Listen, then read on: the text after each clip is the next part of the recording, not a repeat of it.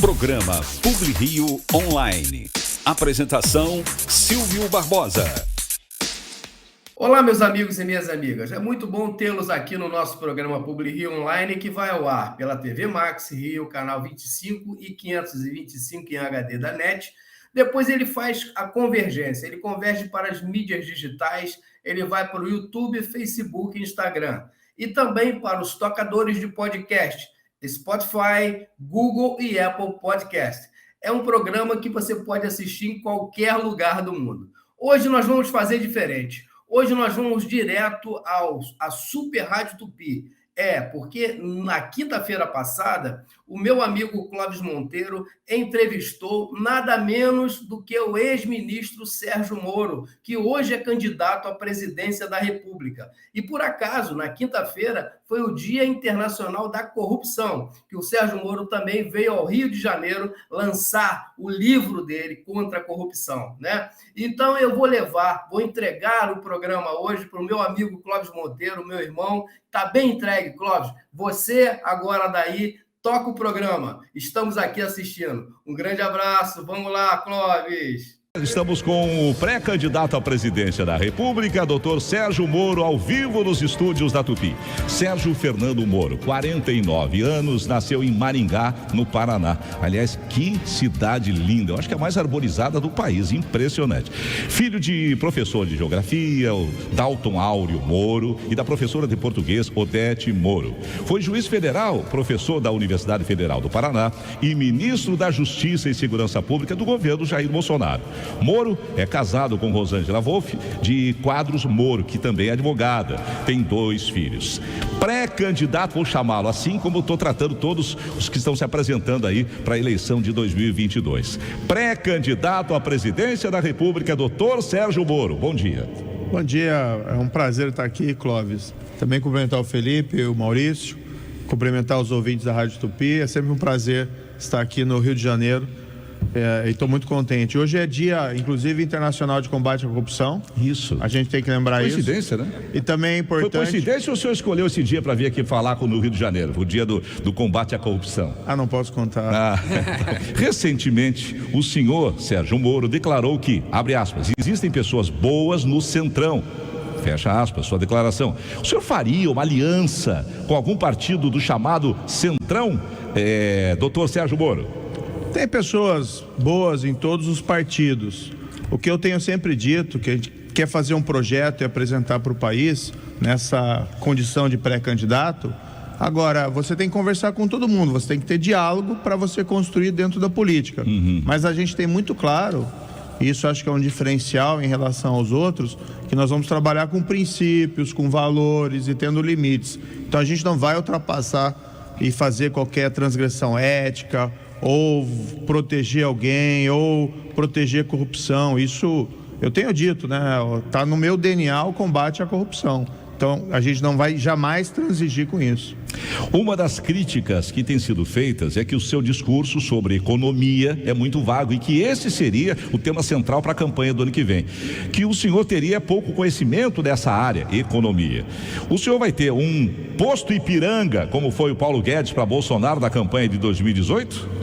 Não, eu entendo o que está afligindo as pessoas. O que as pessoas têm visto hoje em dia é o crescimento da inflação, que o dinheiro que elas usam lá para ir no mercado ou para ir no posto de gasolina já não está sendo suficiente para poder comprar o que elas compravam antes.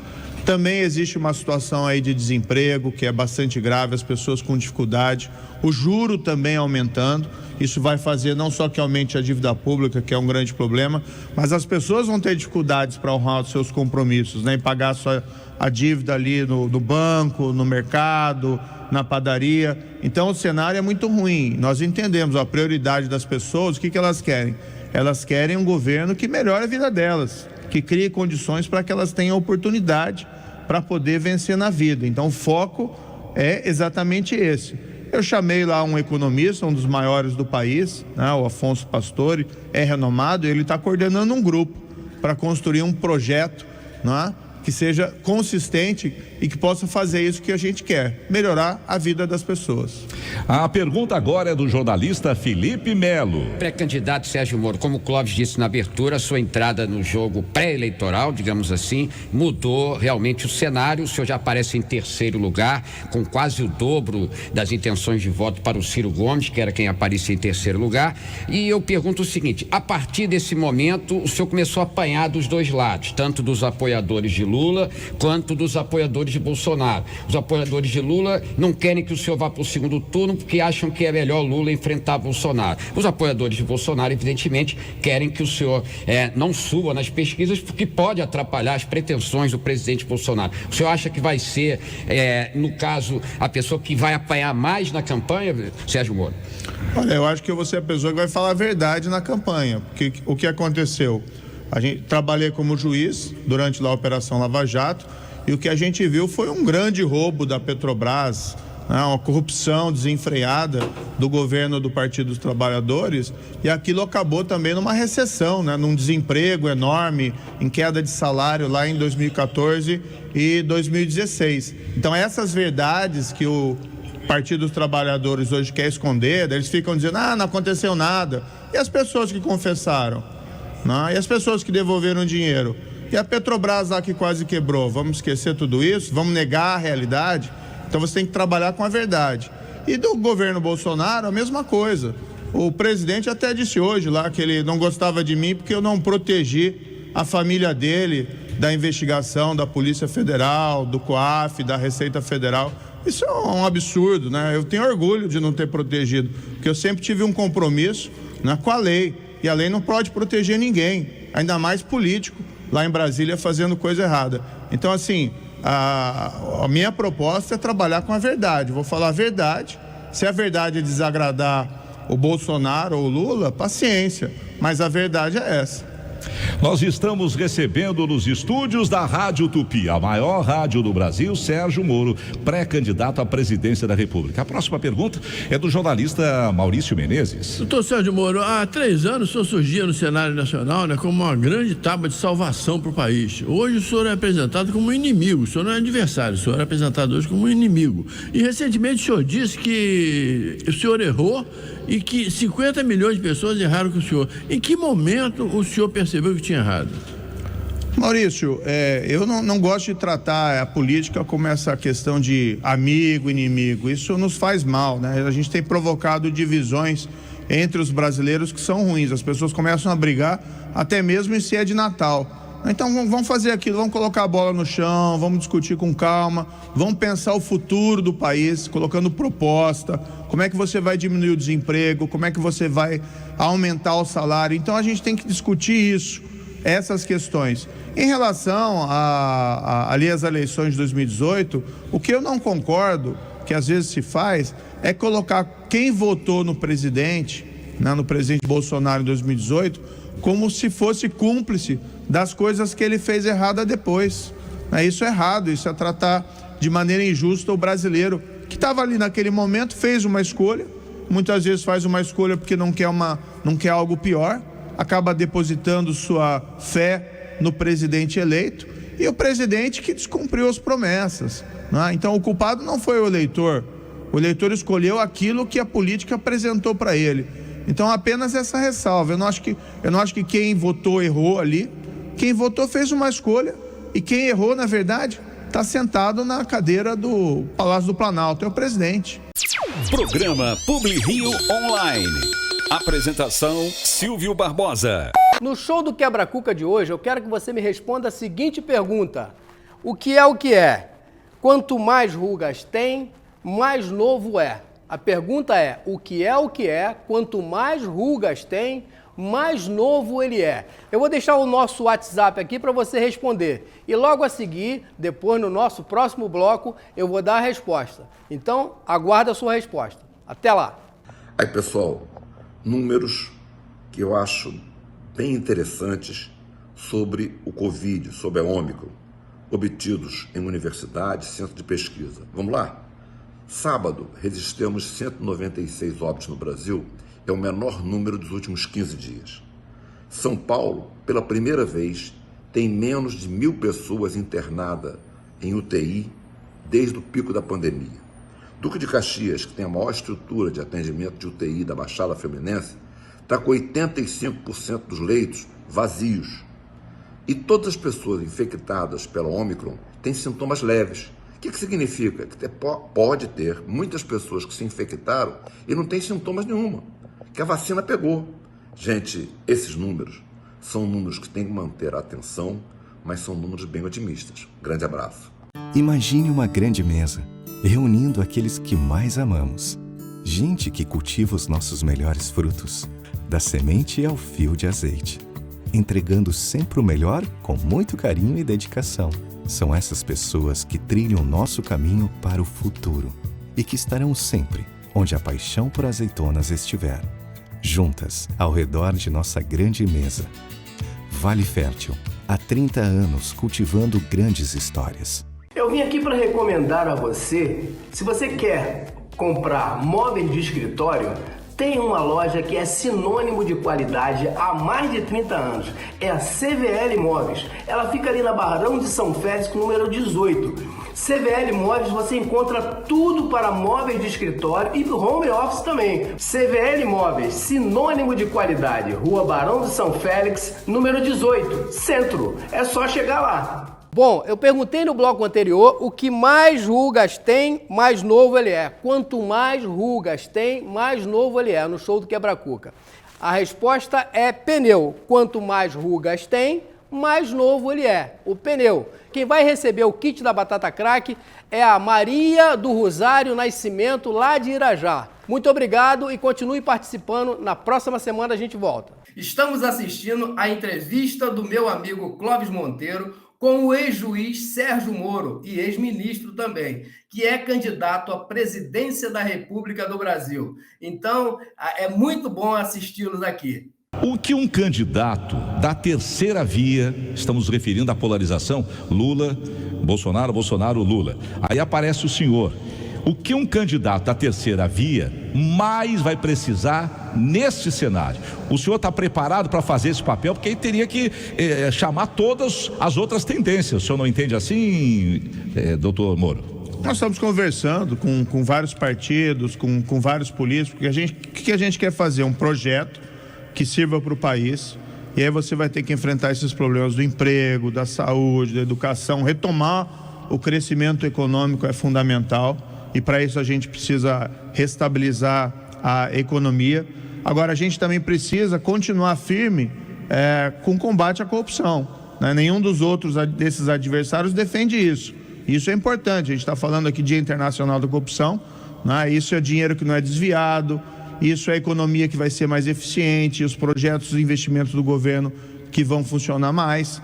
Então, a gente tem que construir um projeto que seja consistente, trazer, né, os partidos, mas também conversar com as pessoas, para que a gente possa convencer as pessoas que o nosso projeto, além de ter consistência, tem credibilidade para nós executarmos. Isso significa que a gente tem que conversar com todo mundo, né? Não tem aí que fazer exclusões, a não ser com aquelas pessoas que a gente sabe que fazem coisa errada, que se desviaram da vida pública, que estão envolvidas em corrupção. Aí realmente não tem como conversar. Aí é complicado.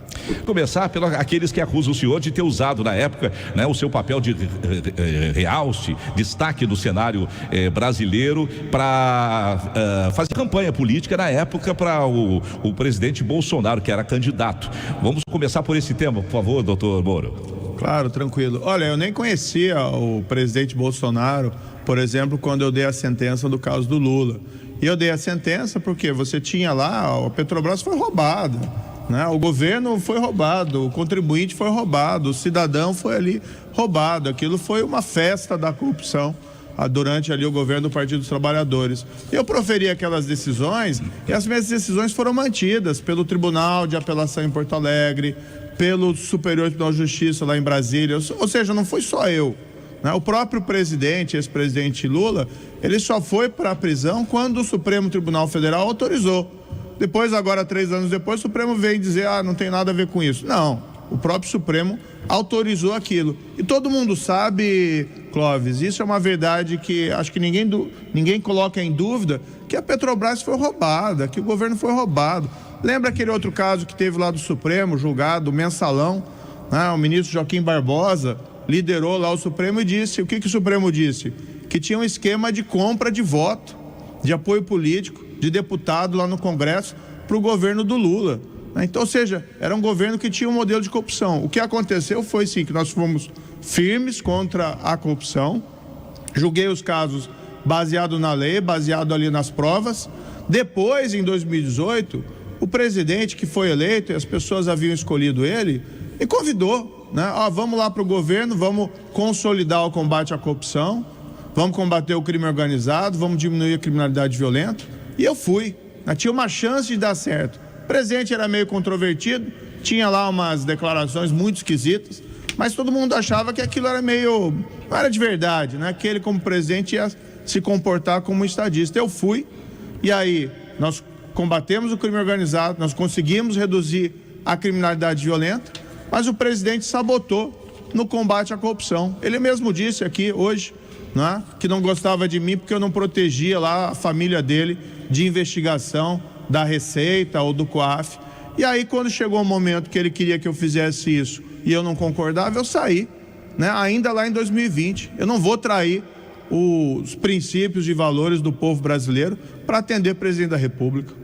Olha, gente, as notícias dão conta de que estão aos poucos, aquelas acusações contra o ex-presidente Lula estão caindo, estão sendo anuladas, mas é importante lembrar, até o final de novembro de 2021, foram arrecadados cerca de 1 bilhão e 500 milhões no pagamento de multas fixadas em 120 acordos de colaboração premiada, homologados pelo STF na Operação Lava Jato. São acordos relacionados aos desvios na Petrobras, aqueles que o PT disse que não ocorreram, doutor Moro. Veja, na Lava Jato teve uma coisa inédita. Pela primeira vez, né, gente que roubou dinheiro público confessou, admitiu, olha, eu roubei, e começou a devolver. Teve lá um gerente da Petrobras, para vocês terem uma ideia, que devolveu 100 milhões de dólares que ele tinha lá em contas na Suíça. E ali a gente começou a ver pela primeira vez na história do país gente poderosa, né, dono de empreiteira, gente que se achava acima da lei, que podia fazer qualquer coisa, presidente da Câmara dos Deputados, aqui até aquele deputado, né, que lá encontraram 1,5 milhão de dólares em conta da Suíça dele, foi condenado, foi preso. Agora, é muito difícil você ter processos contra gente poderosa. Quanto durou a Lava Jato? Nós tivemos um momento diferente no país, que as coisas funcionaram. Agora nós estamos num momento em que aquele sistema político, esse sistema da corrupção, está revidando. Ontem até eu vi lá que anularam uma decisão de condenação, que nem é minha, do juiz Marcelo Bretas, contra o Cabral. O que o Cabral fez com o Rio de Janeiro é um absurdo. Ele roubou do primeiro ao último dia, pelo jeito, o Estado. Eu mesmo decretei a prisão dele. A primeira prisão dele foi minha e também do Marcelo Bretas. E agora vem lá a tribunal dizer que isso não aconteceu? Né? Ou dizer que teve um problema de um carimbo, de uma formalidade que não foi cumprida. A gente tem que ser um pouco mais sério, não é que essa coisa pública, infelizmente está havendo, né, um retrocesso. A gente respeita muito os tribunais, as instituições, mas isso deixa a gente indignado. Pré-candidato doutor Sérgio Moro, ficamos sabendo que, se o senhor for eleito presidente, já tem a primeira força-tarefa planejada, que seria a força-tarefa de combate à pobreza, deve ser. É isso, Sérgio Moro? Clóvis, é isso. Um dos grandes problemas do Brasil é a pobreza, ela tem aumentado. Então, um dos nossos planos é criar uma agência, né, que a gente tem chamado de uma força-tarefa de erradicação da pobreza, que vai ter por uma missão específica trabalhar essa questão para poder resgatar as pessoas dessa armadilha da pobreza. A gente tem esses benefícios que são importantes, Bolsa Família, o Auxílio Brasil, mas muitas vezes as pessoas precisam ter uma atenção mais individualizada. Às vezes o que a pessoa precisa para escapar dessa armadilha é um emprego, é um tratamento de saúde, é às vezes um treinamento profissional. E a ideia é a gente ter uma agência que possa trabalhar em todo o país e ter esse atendimento, né, que o pessoal mais chique chama customizado. Isso. Mas no fundo é uma atenção individual. Isso. Porque vamos cuidar ali das pessoas, né, para a gente poder superar finalmente essa chaga. E a ideia não é criar um órgão novo, com mais burocracia e gasto, mas sim pegar os melhores dos melhores da administração pública federal, estadual e municipal e fazer uma força-tarefa. Por isso que essa ideia da força-tarefa, né, dentro de uma agência nacional de erradicação da pobreza. 9h12 do relógio da Tupi, você está ouvindo a entrevista com o pré-candidato à presidência, Sérgio Moro. Na agência Mais Resultado, o publicitário Emanuel está ouvindo, diz, todo mundo parou de trabalhar para ouvir a entrevista. E ele pergunta, como é que o senhor vê a opinião dos petistas e que tudo que está acontecendo foi arquitetado para que você se lançasse presidente? Não, eu nunca pensei nisso, de me lançar, de colocar esse projeto em andamento. O que aconteceu foi que eu saí do ministério, fui lá muito criticado, né? Muita mentira que foi veiculada, mas sempre foi tudo muito claro. Eu saí porque eu tinha um plano, que era o plano que as pessoas também imaginavam no meu papel no governo de consolidar o combate à corrupção. Não tive o apoio, eu saí. E aí estava lá, olhando essa situação toda e vendo as pessoas muito preocupadas com o país. A economia vai mal, as pessoas estão sofrendo. Teve a pandemia com mais aí de 600 mil vítimas, um fato terrível. As pessoas agora perdendo emprego e esse desmantelamento, né, do combate à corrupção que nos entristece como brasileiros. E quando se falava na eleição em 2022, ao invés de ser um momento de esperança, no qual as pessoas têm a condição, sei lá, de trocar o governo que está ruim, o que eu ouvi é que parece que a gente estava indo num funeral, né? Em vez de eleição, um funeral, que o brasileiro ia escolher a cor do caixão. E muita gente me dizia, olha, coloca o seu nome, seja lá uma alternativa. Acabei aceitando esse desafio, né? E nunca tinha pensado nisso durante o período lá que fui juiz e depois mesmo como ministro. Agora, o que eu esperava é que o sistema político apresentasse, né, candidatos que pudessem levar essas bandeiras do combate à corrupção. Mas ninguém fala nisso. Eu sou a única pessoa que continua falando, mas eu sei que os brasileiros sabem que isso é importante, assim como sabem que é importante recuperar a economia, combater a pobreza. Diziam que era impossível combater lá a corrupção, não diziam? A gente tem que fazer a mesma coisa, por exemplo, em relação à pobreza, à criminalidade. Nada é impossível se a gente tiver vontade suficiente para ir adiante. Doutor Sérgio Moro, a que o senhor atribui a indignação de boa parte da população com alguns ministros do STF, por exemplo? Lembra daquele movimento do 7 de setembro? Vão invadir, porque esses caras têm que tirar todo mundo de lá, e os mais radicais na porrada, tiro e bomba. Como é que o senhor vê esse cenário bélico? Não, a gente não pode defender nunca agressão a ministro ou mesmo ao Supremo Tribunal Federal. Essas afirmações, no entanto, refletem uma insatisfação. Por exemplo, a gente sabe lá na Lava Jato, teve toda aquela corrupção na Petrobras, teve a corrupção aqui no estado do Rio de Janeiro, e aí vem um tribunal e diz, vamos anular essa condenação porque faltou um carimbo, ou teve alguma formalidade que não deu certo, ou o caso foi julgado no lugar errado.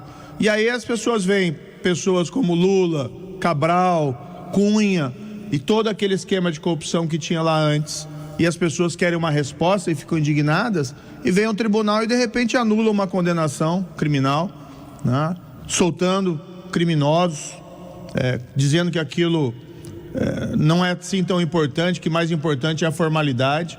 E as pessoas ficam tristes, ficam indignadas, porque as pessoas querem ver a justiça funcionar, né? Isso é importante não só para a gente ir para frente como país, mas isso é importante para a alma das pessoas. O senhor acha que fica a impressão para algumas pessoas mais ingênuas, menos informadas, que não houve roubo, porque estão, anula isso, anula aquilo, solta fulano, solta cicrano. O senhor acha que passa essa impressão para alguma parte da população que não houve roubo? Os tribunais não têm dito que não teve o roubo, né? Então eles dizem basicamente, olha, errou numa formalidade, né? Teve algum detalhe formal ali no processo que tem que anular.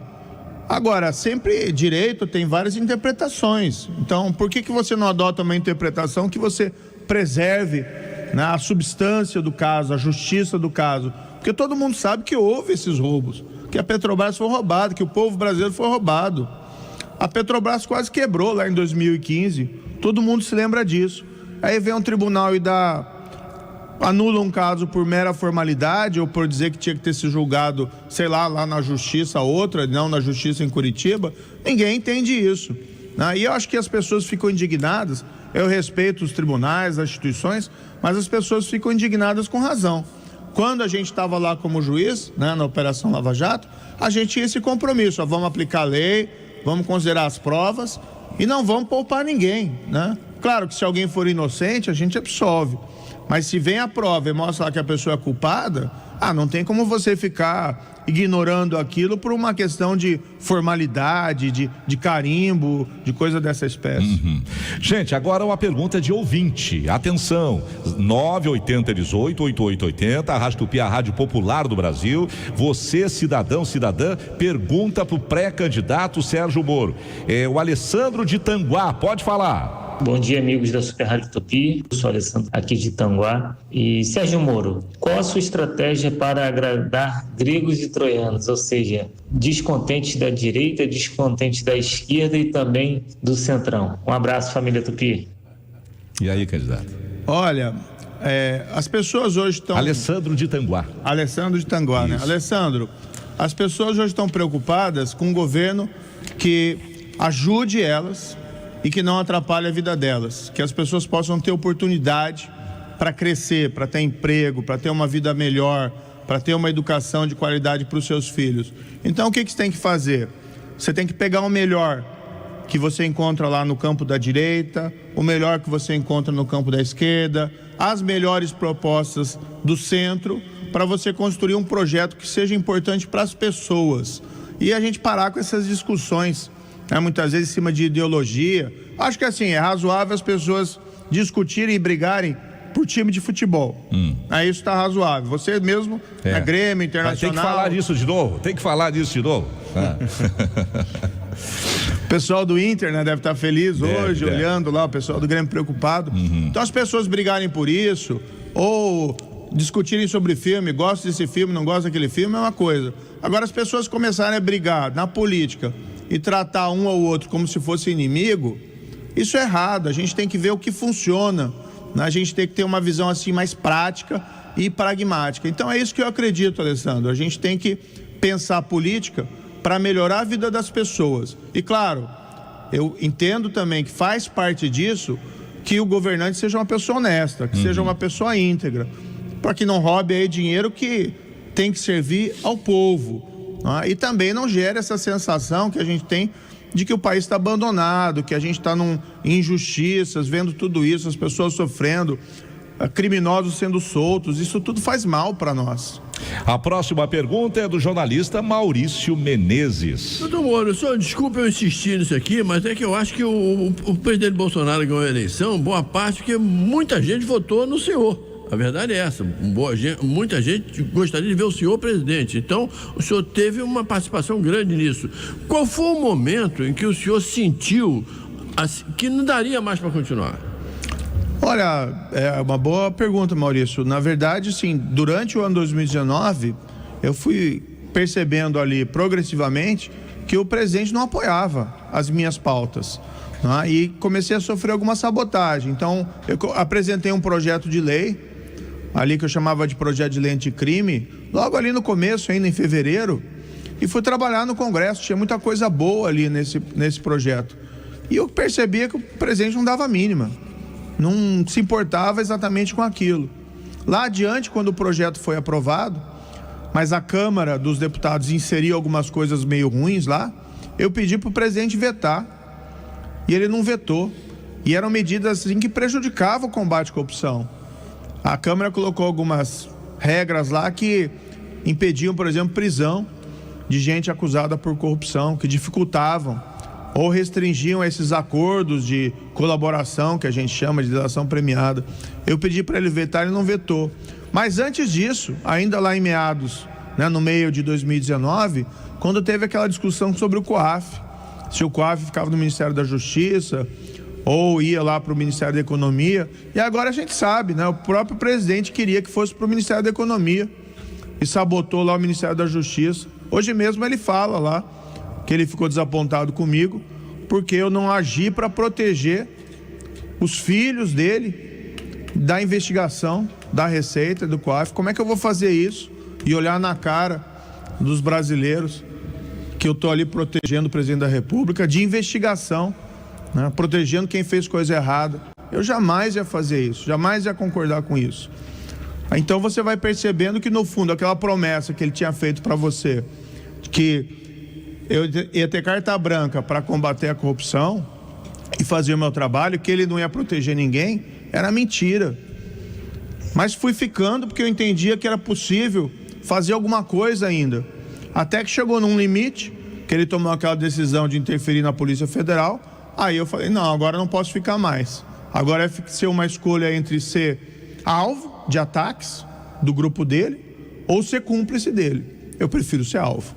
A pergunta do Felipe Melo.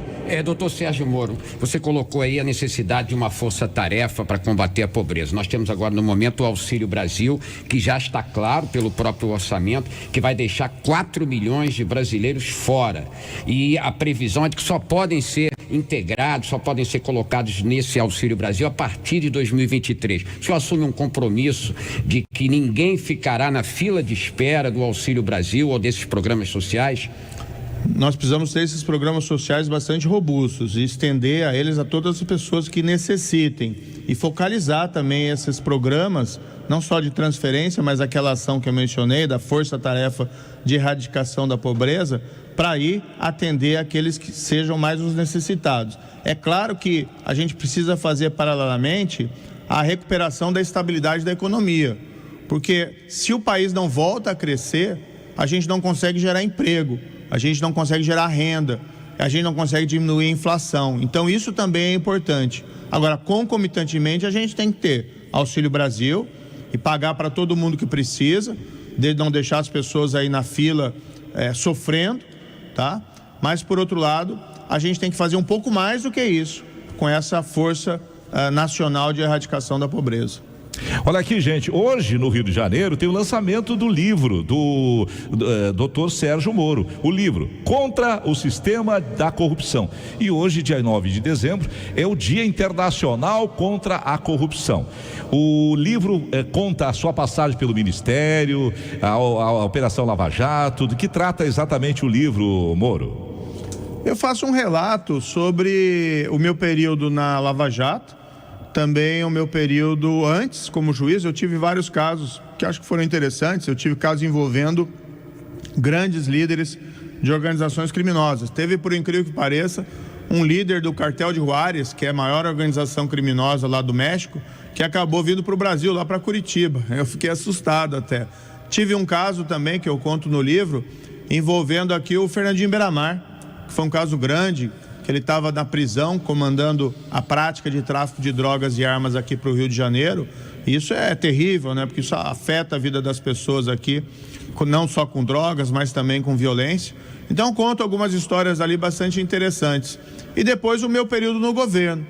E eu coloco pontualmente algumas ideias que eu tenho sobre o país, né? Sobre o combate à corrupção, sobre democracia, sobre como tem que ser um governo que seja honesto, que seja íntegro, como é que você tem que proceder. Mas não é um programa, tá, de campanha, de um programa político, não é nada disso. Eu acabei assinando esse contrato para escrever o livro ainda em 2020. Acabou sendo uma coincidência dele ficar pronto agora. E a gente está apresentando às pessoas. E é bom, porque aí eu tenho um relato do que aconteceu. As pessoas me perguntam, essa é a sua versão dos fatos? Não, eu digo, esses são os fatos. As pessoas têm versões, as pessoas têm direito a ter opiniões diversas, mas os fatos que aconteceram estão ali, estão descritos exatamente como nós combatemos a corrupção durante a Lava Jato e tentamos, durante o governo, consolidar esses avanços, mas sofremos sabotagem pelo presidente atual.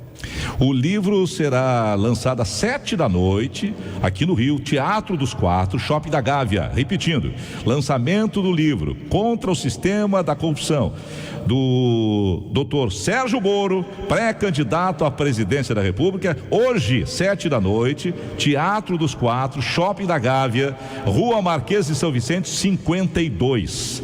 Eu quero agradecer, mas quero deixar o senhor se despedir do público do Rio de Janeiro, aqui pela Rádio Tupi, a maior rádio do Rio de Janeiro, uma das maiores do país, e queria que o senhor falasse sobre essa atitude, né, de encarar a opinião pública. Nós estamos no momento, Sérgio Moro, em que existe torcida organizada.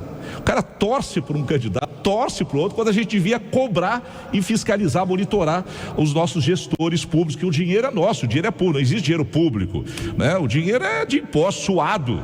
Então, no momento em que ainda tem torcida organizada para esse ou aquele candidato, né? Tem gente que fica chateada de dizer, rachadinha de fulano, rachadinha, não é rachadinha, é cashback. Se ofende com os escândalos. O senhor acha que, para facilitar a vida de pessoas do seu entorno, o presidente acabou criando o problema do Lula, trazendo o Lula de volta para o embate? Foi exatamente o que aconteceu, porque quando o presidente foi eleito, o Lula estava condenado, estava preso por corrupção. O presidente conseguiu fazer um governo tão ruim e enfraquecer o combate à corrupção que ele acabou beneficiando todos essas pessoas corruptas, né? Essas pessoas que praticaram crimes. Então a gente tem visto aí Cunha sendo solto, Cabral tendo condenação anulada, coisas assim extremamente graves. O Lula voltando aí para a política.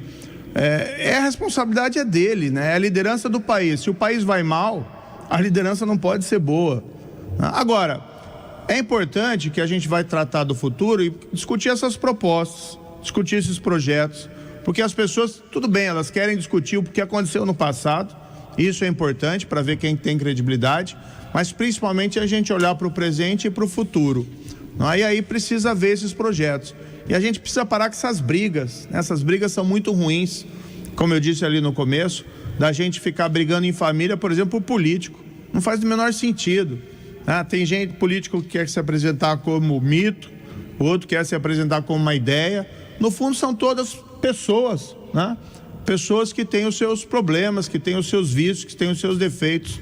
Então a gente tem que encarar isso como uma disputa, não uma disputa entre família, entre pessoas, né? Vocês escolham no futuro, né, quem vocês acharem melhor, mas sem entrar nessa história de achar que o político é melhor do que você, ou é alguém que não tem nenhum defeito, ou que é alguma espécie de ídolo, ou uma ideia, um mito, né? Isso tudo realmente é bobagem. Uma dúvida, o senhor vai até o fim ou pode ser vice de algum candidato no decorrer do cenário mudando aí? Porque é muito dinâmica a política, né? Clóvis, o que eu posso dizer assim, esse navio já zarpou, já está no mar, já está avançando. Eu tenho uma preocupação real com o país, porque eu acho que esses dois extremos, né? Tanto o extremo da direita como o extremo aqui da esquerda, são opções que vão de ruim a trágico para o país. Eu não sei o que acontece com o país se eventualmente um deles for escolhido. Não só porque a gente vê aquele modelo de corrupção, o desmantelamento, mas porque as ideias econômicas são ruins deles, as propostas são negativas e o país não vai voltar a crescer. Então, se eventualmente aparecer uma outra pessoa com melhores chances, né, eu nunca tive essa ambição pessoal, então eu posso até abrir mão. Agora, o que a gente percebe, né, é que o nosso navio, essa metáfora talvez seja meio ruim, né, insistir nela, mas o nosso projeto está tendo credibilidade, está avançando, e a gente acredita que a gente vai liderar esse projeto. Muito bem, boa sorte, obrigado pelo seu tempo e um bom lançamento, bom evento logo mais, 19 horas, lá na Gávea, o seu livro, tá bom, candidato? Muito obrigado, foi sempre um prazer aqui, quero me despedir, não só de vocês, mas da Rádio Tupi, e do povo aqui do Rio de Janeiro, né? É sempre uma satisfação vir nessa cidade assim, que é fantástica, né? É muito essa bonita. Cidade é impressionante. Exatamente. Eu troquei o meu Rio Grande pelo Rio de Janeiro, pelo Grande Rio. Só não trocou o time ainda. Né? Meu Deus, tinha que voltar esse assunto, meu Deus do céu. Obrigado, Sérgio Moro, boa sorte, muita saúde, viu? Obrigado. Pois é, meus amigos, acho que todo mundo gostou, como eu, dessa entrevista magnífica que o meu amigo, o meu irmãozinho, Clóvis Monteiro, fez com o Sérgio Moro.